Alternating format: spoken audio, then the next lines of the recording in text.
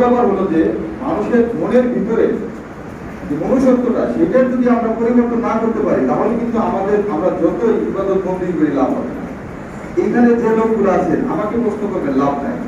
আপনার নিজেকে প্রশ্ন করে আপনি নিজেকে প্রশ্ন করবেন যে আপনি এই কাজটা করলে কি হচ্ছে, আপনি যে ফয়সালাটা যে হিসাবটা পাবেন এর যে বড় মানে কেউ আপনাকে কিছু বলতে পারবে না যে আপনি এটা করেন না, এটা করা যাবে না। তো সবসময় আমরা নিজের বিবেককে প্রশ্ন করে সবসময় কাজ করব, দেখবেন তো সব সুন্দর কাজগুলো বের হয়ে আসবে। মানুষের ভিতর থেকে প্রতিহিংসা দূর হয়ে যাবে, একটা সুন্দর সমাজ তৈরি হয়ে যাবে।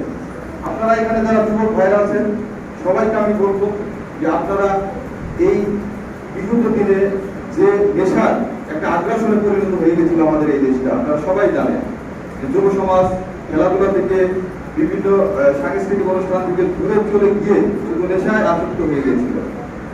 আমি আজকে যুব সমাজের ভাইদের বলবো যে আপনারা এই নেশা থেকে দূরে চলে আসেন। আপনার প্রত্যেকের মা বাবাকে আপনারা শান্তি দেন, প্রত্যেকটা মা বাবার কথা মতো আপনারা চলেন। আল্লাহ যেন সবার ফ্যামিলিতে সুখ শান্তি বিরাজ করে দেয়।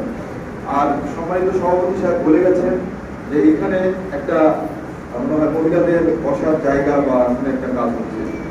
তো আমাকে প্রধান অতিথি করা হয়েছিল, এই জন্য কৃতজ্ঞ। আমি একটা ব্যস্ততার জন্য আসতে পারি নাই।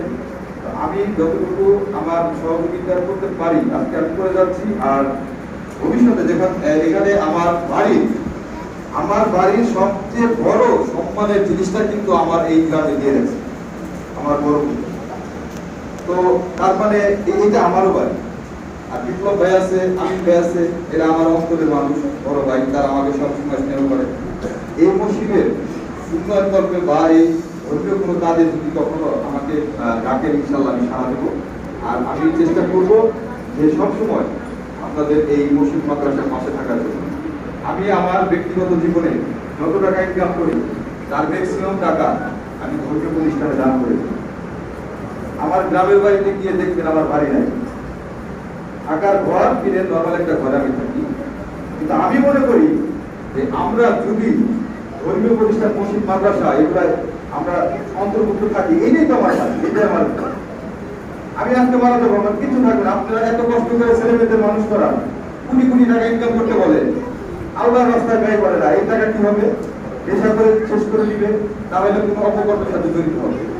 আপনারা আপনাদের ছেলে মেয়েদেরকে সবসময় উদ্বুদ্ধ করবেন যতটুকু পারে তারা যেন ধর্মীয় প্রতিষ্ঠানের সাথে সম্পৃক্ত থাকে, আল্লাহর রাস্তায় যেন ব্যয় করে। তাহলে এই সমাজে কিন্তু অনেক অন্যায় অবিচার দূর হয়ে যাবে। শুক্রবার এখানে বেশি কথা বলার ওইরকম স্কোপ নাই। ইনশাল্লাহ আপনাদের সাথে আবার দেখা হবে। আপনারা আমাকে অনেক ভালোবেসেছেন। আমাকে না দেখে আমি উপজেলা নির্বাচন করতে চেয়েছিলাম, আমাকে প্রত্যেকটা কেন্দ্র থেকে কিছু কিছু ভোট দিয়েছে আমাকে ভালোবেসে।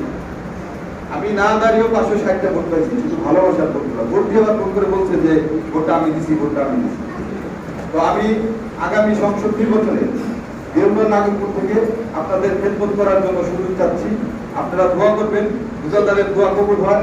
আমি যেন এই দেওবন্দ নাগরপুর থেকে ঢাকায় 6 আসন থেকে একটি পদবার করে আপনাদের খেদমত করতে পারি, সেজন্য আপনারা আমার জন্য দোয়া করবেন। আর আমি একটা ছোট্ট করেছিলাম